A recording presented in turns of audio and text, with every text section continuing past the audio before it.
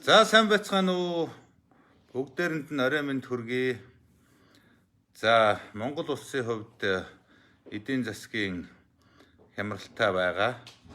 За дээр нэмээд замын үд бомбт машин орж гарахгүй болжээ. За ирээнээс орж ирдэг бараа зогсоод хэд хонж байгаа юм байна. За Монгол улс бол ерөнхийдөө бол хятадаас биш ирээнээс хамааралтай гэж ойлгоход болно доо. Ирээнээр Монгол улсын хил рүү орж гардаг бараа эргэлтийн бараг 80-90% одоо Монголын бүх бараа тэрүүгээр л орж байна да. За яагаад хаасан гэхээр Монголд ковидын халдвар нэмэгдэж байгаатай холбоотойгоор хятад улс сэрэмжлэх арга хэмжээ авж байгаа юм байна. Аргачгүй үстэй.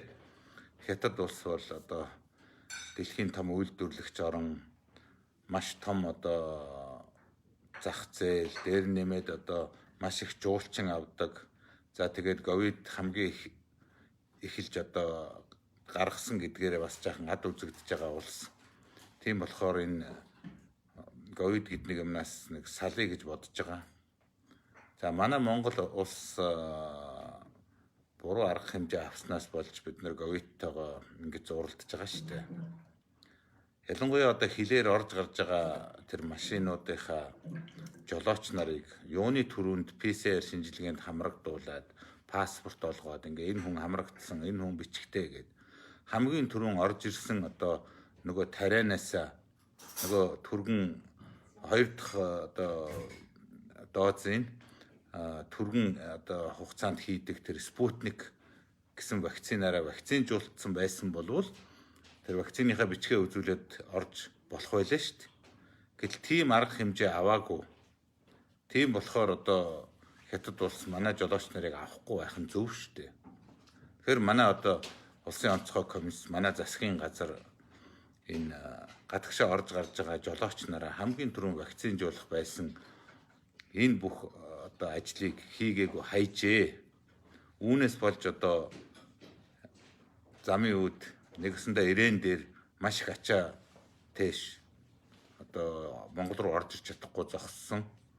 За ингээд хизээ хятад улс одоо тэр машинуудыг оруулж гаргах нь одоо мэдэгдэхгүй байна. За ингэхээр одоо дотоод юмны үн өсөх. За тэгэл одоо бүх үйл ажиллагаа зогсох ийм байдалд хүрч ийнэ. Тэгэхээр энэ улсын онцгой комисс засгийн газар энэ буруу үйл ажиллагаагаа одоо зогсоож энийг алдаагаа засаж яаралтай түргэн одоо тэр ирээнээс тэр машинуудыг оруулах хэрэгтэй байна. Жолооч нараа Спутник вакцинаар, альсгүй тэр хятадын вакцинаар яаралтай одоо дархлаажуулаач. Зөвхөн одоо замын үд ирээн рүү явж байгаа жолооч нар ч биш. Ер нь одоо бүх л хил дээр энэ арга хэмжээг авмаар байна. Тэгээд Монгол улс бол ерөөсөө 3 сая хүнтэй штэ. Тэрний 1 сая хүн нь хүүхдийг бол вакцинжуулахгүй байгаа. Ягаад гэвэл хүүхэд нэгдүгээрт энэ ковидд бол төсвөртэй одоо юу гэдгийг хүүхдүүд бол баг ямар нэг юм илэрхгүйгээр хүүхдүүд маш түргэн давж туулж байгаа. Шинж тэмдэг илэрхгүйгээр шахуу. Нөгөөтэйгөр хүндрэл багтаа байгаа. Мөн одоо хүүхдийн одоо вакцин гараагүй байгаа. За тийм учраас одоо 1 сая хүүхдэд бол одоо вакцин хэрэглэхгүй байгаа, хийхгүй байгаа. Үлдсэн 2 сая монгол хүний бараг сая нь хөдөө амьдарч байгаа. Жалгын мохорт амьдарч байгаа хүмүүст вакцинжуулалт тэр дараа одоо хэрэглээд байх шаардлагагүй. Ингэхээр ерөөсөө Улаанбаатар хот, Дархан Эрдэнэт гэх төв суурин газруудад байгаа нэг сая гаруй монгол хүнийг л одоо